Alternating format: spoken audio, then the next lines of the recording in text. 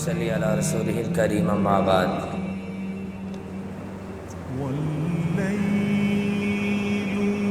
آج تراویح میں قرآن کریم کی تلاوت کا آغاز 10ویں پارے سے ہوا۔ سورہ انفال کا کچھ حصہ کل بیان کیا۔ انفال کے معنی نفل کے ہیں، یعنی جمع کرنا، اور مال غنیمت کو کہتے ہیں۔ اس سورت کی پہلی آیت میں ایک ایسے ہی سوال کا جواب دیا گیا کہ جو مال غنیمت کے بارے میں کیا گیا تھا، یعنی مال غنیمت کے بارے میں آپس میں اختلاف ہوا کہ اس کا کتنا حصہ ہے، تو اللہ جل شانہ نے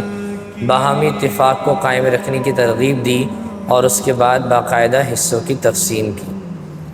اور اس سپارے کے آغاز میں غزوہ بدر کا تذکرہ ہے کہ غزوہ بدر رسول اللہ صلی اللہ علیہ وسلم کے ساتھ صحابہ کا لشکر جب کفار کا پیچھا کرنے کے لیے گئے تو آپ صلی اللہ علیہ وسلم اور آپ کے صحابہ کی تعداد بڑی تھوڑی تھی، اور یہ بدر سب سے پہلا قصہ ہے، اور رسول اللہ صلی اللہ علیہ وسلم کو اس غزوے میں جو کامیابی حاصل ہوئی اس کا تذکرہ کیا، اور اس غزوے کا منظر اس طرح بیان کیا ہے کہ انسان رہتی دنیا تک جب قرآن کریم کھول کر دیکھے اور اس کو پڑھے تو ایسا لگے گا کہ یہ غزوہ اس کی آنکھوں کے سامنے ہو رہا ہے۔ ایک ایک چیز کو اللہ تعالیٰ نے محفوظ کیا کہ رسول اللہ صلی اللہ علیہ وسلم نے کس طرح صحابہ کی تقسیم کی، کس طرح صحابہ کو مورچوں پہ کھڑا کیا، اور کس طرح صحابہ کی تعداد جو کم تھی اس کو پھر بھی مضبوطی کے ساتھ ہر حصے میں آپ صلی اللہ علیہ وسلم نے صحابہ کی تشکیل کی۔ آپ صلی اللہ علیہ وسلم نے غزوہ بدر سے متعلق فرمایا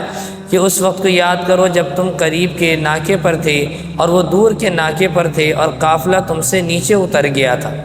یعنی یہ دو جماعتیں آپس میں، کہ جو سامنے والی جماعت کثیر لشکر کے ساتھ تھی، ابو سفیان اور اس کے ساتھ ابو جہل کا لشکر، کہ ابو جہل نے سوچا 1000 لوگوں کو رسول اللہ صلی اللہ علیہ وسلم اور ان کے صحابہ کے مقابلے میں لے کر آئے، اور اسلحہ لیز ساری چیزوں کی تیاری کے ساتھ۔ اللہ تعالیٰ نے کیسا معاملہ کیا کہ ان دونوں جماعتوں کے ساتھ آپ صلی اللہ علیہ وسلم کی جماعت اور ان کے صحابہ کو کفار کی تعداد جو ہے وہ کم نظر آتی تھی، اور کفار کو آپ صلی اللہ علیہ وسلم اور صحابہ کی تعداد جبکہ کم تھی زیادہ نظر آتی تھی۔ اور یہ اس لیے ہوا کہ دونوں جماعتوں پر الگ الگ روب پڑ جائے، کفار ڈر جائیں اور صحابہ جو ہیں وہ ڈرے نہیں کہ ان کی جماعت تو ہے ہی کم۔ اللہ تعالیٰ نے یہ سلسلہ کیا، اور اسی غزوہ بدر میں اللہ جل شانہ کی کیسی مدد آئی کہ اللہ جل شانہ نے فرشتوں کے ذریعے سے مدد کی، اور وہ فرشتے جنہوں نے صحابہ رضی اللہ تعالیٰ عنہ کے ساتھ مل کر کفار کا مقابلہ کیا۔ اور کیسا معاملہ کیا کہ فرشتے نازل ہوئے جو کافروں کے چہروں اور پیٹھوں پر سخت ضربے لگاتے تھے، سخت طریقے سے مارتے تھے، اور اللہ جل شانہ نے اس مار پیٹ کو صرف ان کے ساتھ خاص نہیں کیا۔ مفسرین نے فرمایا کہ غزوہ بدر کے بارے میں نازل ہوئی ہے یہ آیت، لیکن مفہوم کے اعتبار سے عام ہے، چنانچہ موت کے وقت کافر کی پٹائی لگتی ہی لگتی ہے، اور اگر کسی مسلمان کو کسی کافر کا عبرتناک انجام موت کے وقت کا دکھا دیا جائے تو انسان حیران ہو جائے کس درجے کی شدت تکلیف ان کو برداشت کرنی پڑتی۔ یہ کافروں کا حال ہے، اور اللہ تعالیٰ نے کیسی قوت دی کہ صحابہ رضی اللہ تعالیٰ عنہ کی جماعت کو بڑی جماعت کے اوپر فتح نصیب فرمائی، اور اس بات کی ترغیب دی کہ یاد رکھو جب کامیابی حاصل کرنا چاہتے ہو کامیابی کے کچھ اصول ہیں۔ سب سے پہلا اصول کیا ہے کہ میدان جنگ میں ہمیشہ ثابت قدم رہنا، بھاگنا نہیں، اور اللہ جل شانہ کو کثرت کے ساتھ یاد کرتے رہنا، اللہ کا ذکر کرتے رہنا۔ فتوحات ملنے کے بعد اللہ کو بھول نہیں جانا، خوشحالی ملنے کے بعد اللہ کو بھول نہیں جانا، اور اسی طرح کامیابی جب اپنی آنکھوں سے دیکھ رہے ہو اس وقت میں بھی اللہ کو یاد کرتے رہنا، اللہ کی یاد سے غافل نہیں ہونا۔ اور فرمایا آپس میں اختلاف اور لڑائی جھگڑے سے بچ کر رہنا، اور دشمن سے مقابلے کے وقت ناموافق امور پر صبر کرنا۔ جب کبھی ایسا موقع آئے، کوئی مشکل آئے، تو اس وقت میں صبر کے دامن کو تھامے رکھنا۔ اور اس کے بعد اللہ جل شانہ نے ترغیب دی کہ غزوہ بدر کے پس منظر میں مسلمانوں کو ہدایت دی گئی کہ وہ دشمنوں سے مقابلے کے لیے مادی، عسکری اور روحانی تینوں اعتبار سے تیاری مکمل رکھیں، اسباب کو بھی اختیار کریں، اور جو جنگ میں اسباب اختیار کیے جاتے ہیں اس میں مادی، عسکری اور روحانی تینوں درجہ ہونا چاہیے۔ یہ نہیں کہ اسباب تو ہے لیکن روحانیت سے خالی ہے، روحانیت ہے ہی نہیں اس کے اندر۔ اور جو شخص اللہ کے لیے، دین کے لیے کھڑا ہوگا، اس کے لیے ضروری ہے روحانی اعتبار سے بھی وہ طاقتور ہو۔ اور یہ بات یاد رکھیے کہ بڑی فکر کی بات ہے کہ فکری لحاظ سے، علمی لحاظ سے اور روحانی اعتبار سے ہم سب غیروں کے محتاج بن چکے ہیں۔ آج دیکھا جائے تو مسلمانوں کے پاس نہ تو کوئی مادی قوت ہے، نہ عسکری قوت ہے اور نہ ہی روحانی قوت۔ کیسے جنگ کا مطالبہ کریں گے اور اسی طرح کفار کا مقابلہ کریں گے؟ اللہ جل شانہ کا ارشاد ہے کہ جہاں تک ہو سکے تم ان سے مقابلے کے لیے تیار رکھو، اور قوت بھی اور گھوڑوں کا پالنا بھی اس کے ذریعے تمہاری دھاک بیٹھی رہے، اور اللہ کے دشمنوں پر اور تمہارے دشمنوں پر اور ان کے سوا دوسرے لوگوں پر جنہیں تم نہیں جانتے، اور اللہ انہیں جانتا ہے۔ کیا مطلب کہ انسان جہاد میں استعمال ہونے والے اس وقت گھوڑے ہوا کرتے تھے، تو گھوڑے کے پالنے کا حکم دیا کہ اس کو پالو بھی،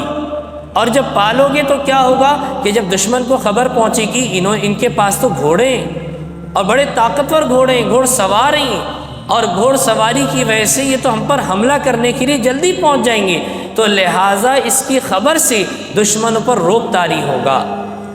آج مسلمانوں کے بچوں کو آڈی چلانے کا شوق ہے، مہنگی سے مہنگی گاڑیاں دیکھتے ہیں اس سے متاثر ہو جاتے ہیں، مہنگی سے مہنگی چیزیں دیکھتے ہیں اس سے متاثر ہو جاتے ہیں۔ کیا وجہ ہے کہ مادی چیزوں کی اتنی محبت دل میں بیٹھ چکی ہے کہ اسلام کے لیے، دین کے لیے جو اسباب ہمارے کام آئیں گے اس کو اختیار کرنا چاہیے۔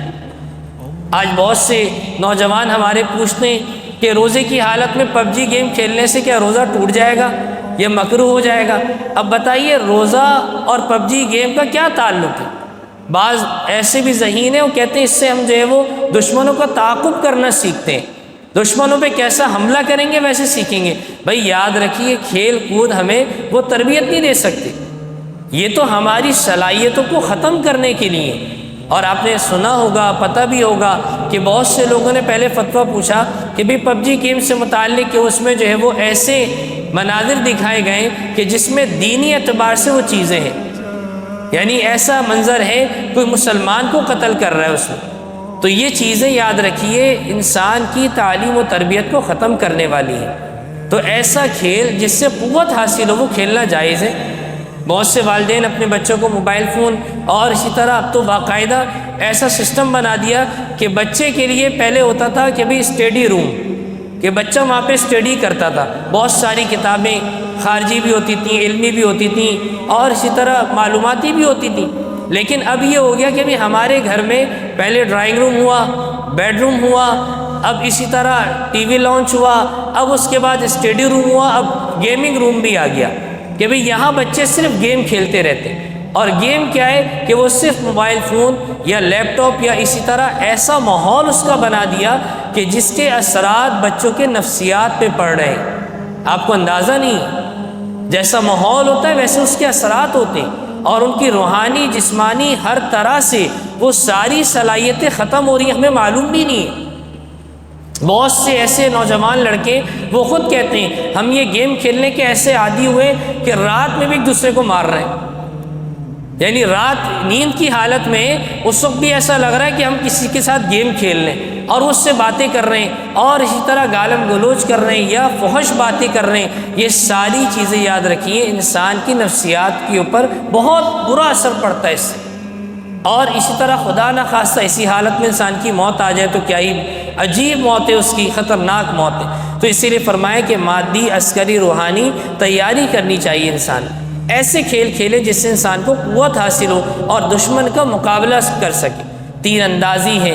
اسی طرح گھوڑ سواری ہے، یہ سنت عمل ہے گھوڑ سواری کرنا، اور اسی طرح تیر اندازی کرنا، نشانے بازی کرنا، یہ بھی سنت عمل ہے۔ اسی طرح سوئمنگ کرنا، تیراکی آپ علیہ الصلوۃ والسلام کی سنت ہے۔ دوڑ کا مقابلہ یہ سنت ہے، یہ بہترین کھیل ہے۔ اسی طرح کھیل کے اندر ایک یہ بھی قوت حاصل کرنے کا ذریعہ ہے کہ نشانے بازی میں عام طور پہ جیسے اسلحہ ہے، ہر مسلمان تو چلا نہیں سکتا، نہ اس کو اجازت ہے، لیکن کم از کم اتنی پریکٹس ہر مسلمان کو ہونی چاہیے کہ جب کبھی دشمن ہمارے سامنے آئے تو ہم اس کا کیسے مقابلہ کریں۔ تو یہ ساری چیزیں انسان کو قوت دینے والی ہیں۔ اور اسی طرح اس کے بعد فرمایا کہ صرف جنگ ہی نہیں ہے، بعض اوقات ایسا بھی ہوتا ہے کہ کافر صلح کرنے کے لیے تیار ہو جاتے ہیں، تو ان سے جنگ نہیں کی جائے گی بلکہ ان سے صلح کی جائے گی۔ اور اسی طرح اس کے بعد اللہ جل شانہ نے ذکر کیا کہ غزوہ بدر میں 70 مشرکین گرفتار ہوئے،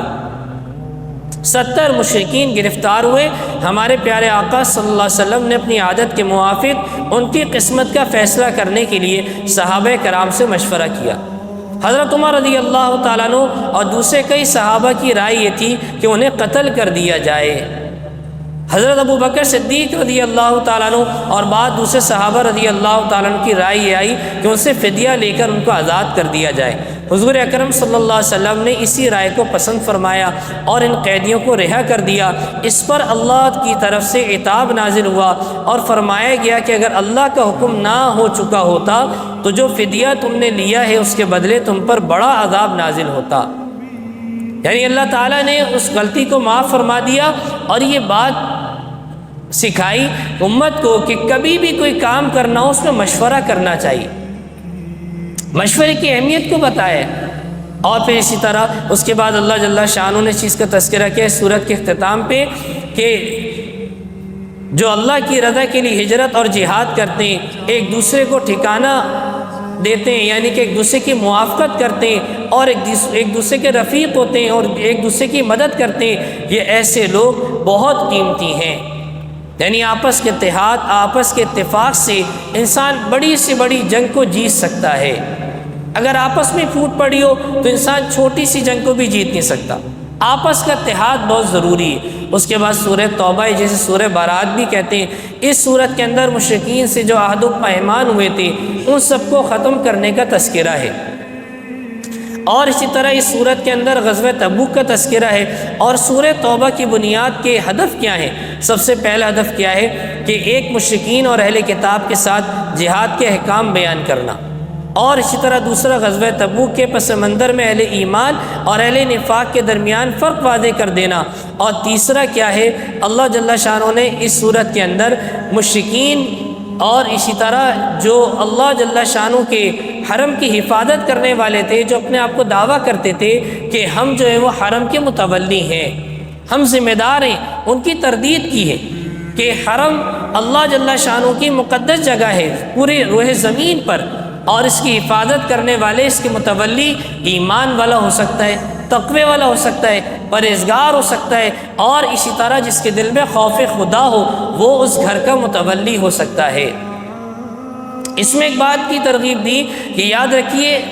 بڑے کفار کہا کرتے تھے کہ ہم جو ہے وہ حجاج کی بڑی خدمت کیا کرتے ہیں اور حاجیوں کو پانی پلایا کرتے ہیں اور حرم کی بھی بڑی خدمت کیا کرتے ہیں، تو لہذا ہم متولی ہیں۔ ان کی تردید بیان کی ہے کہ بھئی آپ متولی نہیں ہو سکتے۔ اسی طرح اللہ جل شانہ نے اہل کتاب سے متعلق مسلمانوں کو حکم دیا اور فرمایا کہ اہل کتاب میں سے جو لوگ اللہ پر ایمان نہیں لاتے اور نہ ہی روز آخرت پر یقین رکھتے ہیں اور نہ ان چیزوں کو حرام سمجھتے ہیں جو اللہ اور اس کے رسول نے حرام کیے اور نہ دین حق کو قبول کرتے ہیں، ان سے جنگ کرو یہاں تک کہ وہ ذلیل ہو کر جزیہ دیں۔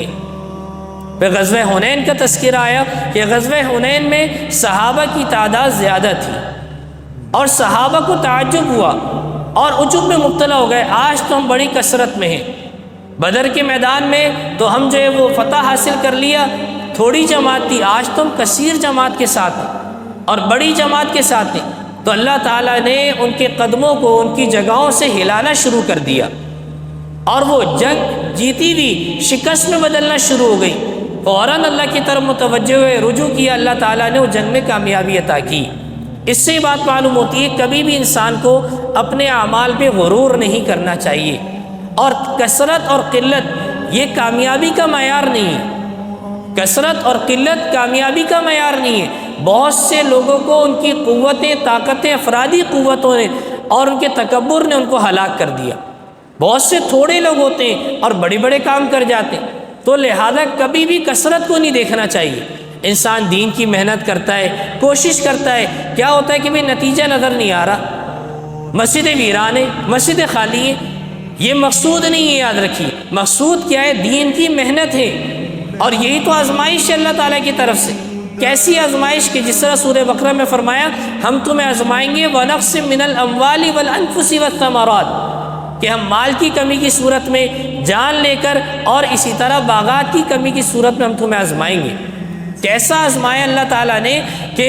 ایک کسان زمین میں بیج ڈالتا ہے، اس کے ذمے سے بیج ڈالنا ہے، محنت کرنا ہے، نتیجہ اللہ کے ذمے، تو نتیجے کے اوپر نگاہ نہیں ہونی چاہیے، اور کثرت کے اوپر تعجب نہیں ہونا چاہیے۔ اور اسی طرح اللہ جل شانہ نے فرمایا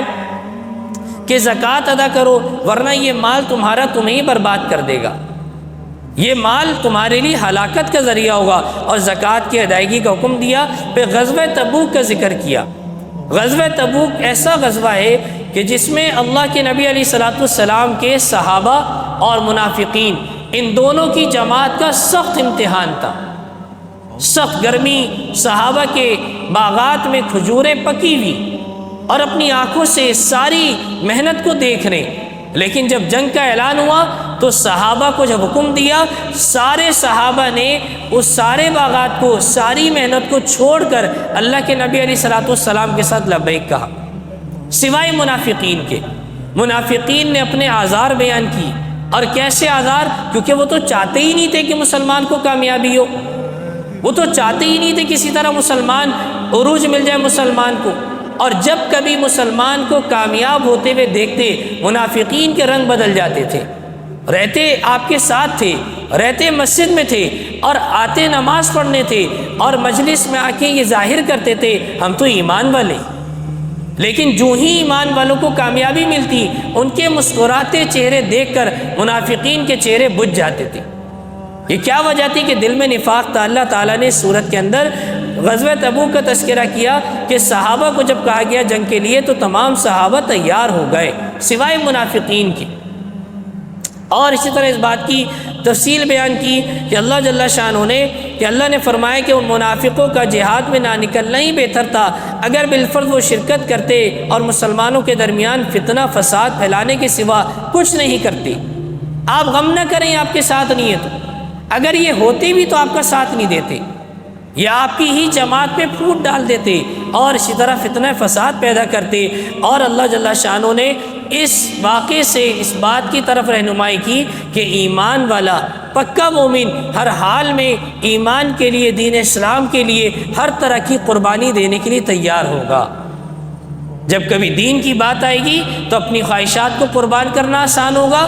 اپنے گھر بار کو چھوڑنا آسان ہوگا، اور اسی طرح اپنے مشقت اور محنت کیے ہوئے سارے فائدے کی چیزوں کو چھوڑ کر اللہ کے دین کے لیے جانا آسان ہوگا۔ یہ پیغام دیا ہے۔ اور اسی طرح اسی واقعے کے اندر 3 صحابہ کا تذکرہ ہے کہ جو اس واقعے کے غزوہ تبوک میں نہ جا سکے تھے، اور اللہ تعالیٰ نے کیسا معاملہ کیا کہ ان کے لیے مہلت دی، 50 دن رسول اللہ صلی اللہ علیہ وسلم نے ان سے بائیکاٹ کیا، 50 دن۔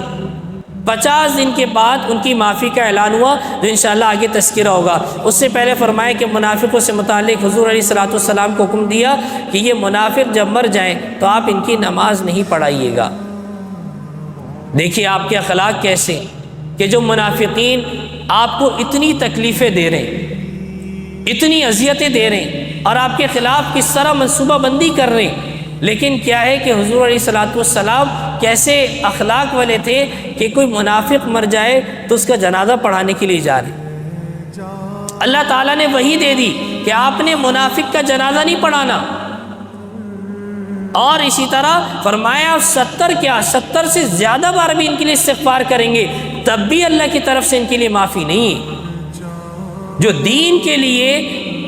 دین کا لبادہ اوڑھ کر دین کو نقصان پہنچانے کے در پہ اللہ کے ہاں اس کی کوئی معافی نہیں ہے، یہ یاد رکھیے گا۔ ایک کھلا دشمن اور ایک ظاہری لبادہ اوڑھ کر دین کو نقصان پہنچا رہا ہے، اللہ اس کو ان کی صفوں سے نکال کر باہر پھینک دیتے۔ اور یہ ضابطہ یاد رکھیے گا، دین کی حفاظت کا ذمہ اللہ نے لیا ہے۔ کوئی انسان چاہے اس وقت میں اٹھ کر کھڑا ہو جائے کہ یہ دین کیا ہے، کہاں سے آیا، کیا ہے، کس نے ریسرچ کی ہے اس کی،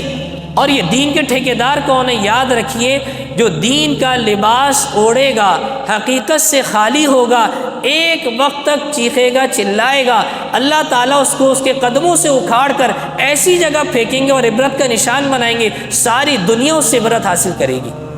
یہ ضابطہ ہے، یہ کیسی ترغیب دی جا رہی ہے، حکم دیا جا رہا ہے کہ آپ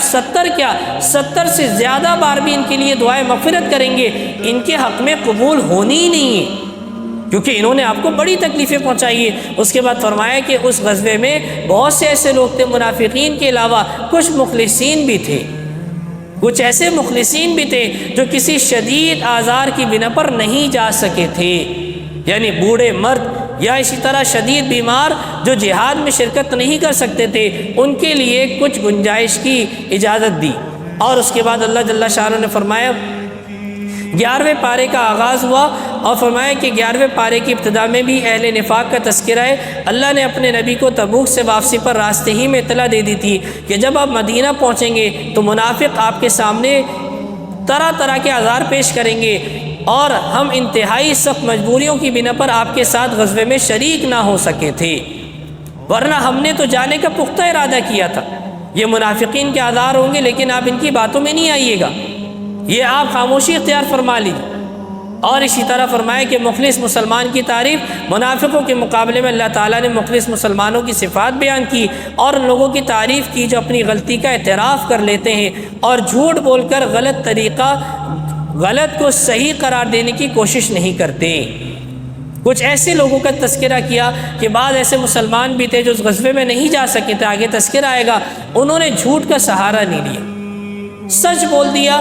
سچ عذر پیش کر دیا، اور اللہ تعالیٰ کی طرف سے ان کے لیے معافی کا اعلان بھی ہوا۔ پھر اسی طرح مسجد زرار کا تذکرہ آیا کہ درمیان میں پھر منافقوں کا ذکر آ گیا کہ جنہوں نے اسلام کو نقصان پہنچانے اور کفر کے فروغ اور مسلمانوں کے درمیان تفرقہ ڈالنے کے لیے مسجد زرار تعمیر کی،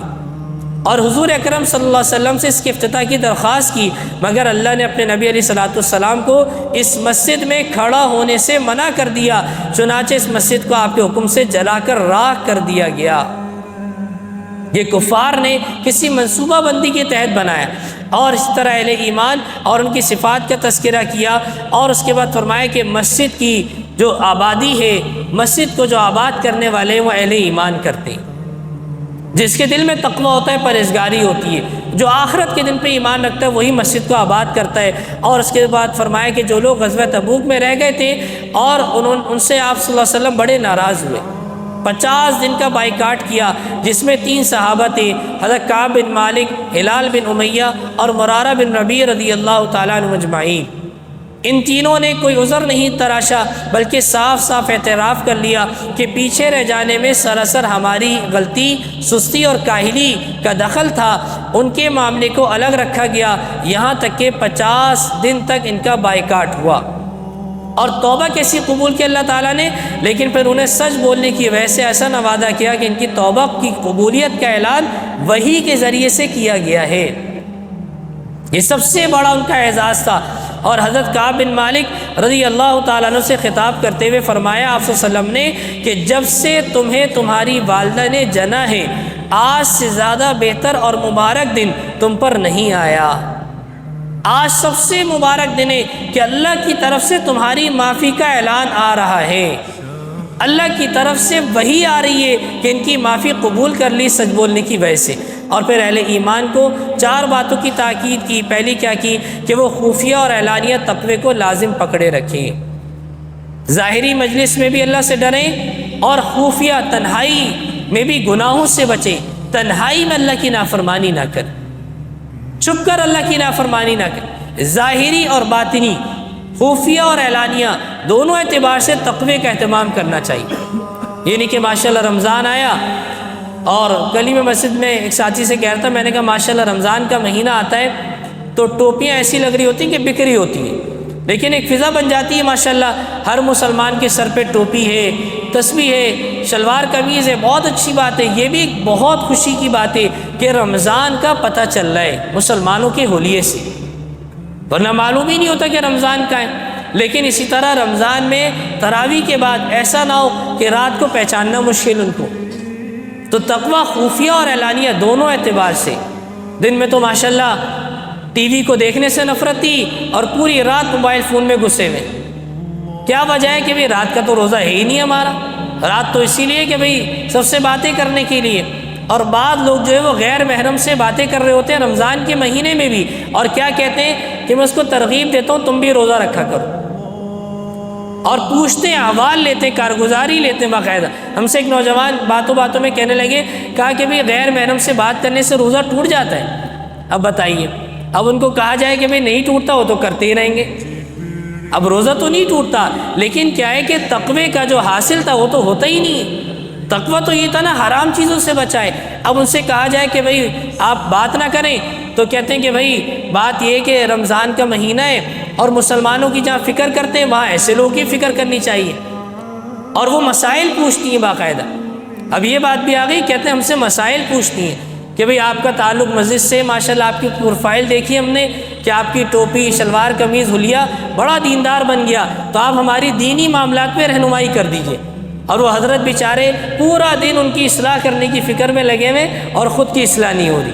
تو ظاہری اور خفیہ دونوں اعتبار سے گناہوں سے بچنا چاہیے. یہ ہر مسلمان کی ذمہ داری ہے. اور دوسری کیا فرمائی کہ وہ اہل نفاق سے دور رہتے ہیں, وہ صرف سچوں کی صحبت اختیار کریں, اللہ سے ڈریں اور سچوں کے ساتھ ہو جائیں, نیک لوگوں کے ساتھ اپنا تعلق جوڑیں, نیک لوگوں کے ساتھ اٹھے بیٹھیں. یہ یاد رکھیے صحبت کے بڑے اثرات ہوتے ہیں. اب وقت اتنا ہو رہا ہے, صحبت کے بڑے اثرات ہوتے ہیں. بہت سے لوگ ایسے ہیں جو اچھے ماحول میں رہ کے اچھے بن جاتے ہیں, لیکن برے ماحول میں جاتے ہیں اور ایسی برائی اختیار کرتے ہیں کہ ان کے والدین بھی پریشان ہو جاتے ہیں. تو ماحول کا بڑا اثر ہوتا ہے. اور تیسری بات کیا فرمائی کہ رزق کی تنگی اور خوشحالی میں اللہ کے رسول کو اپنے اوپر ترجیح دیں.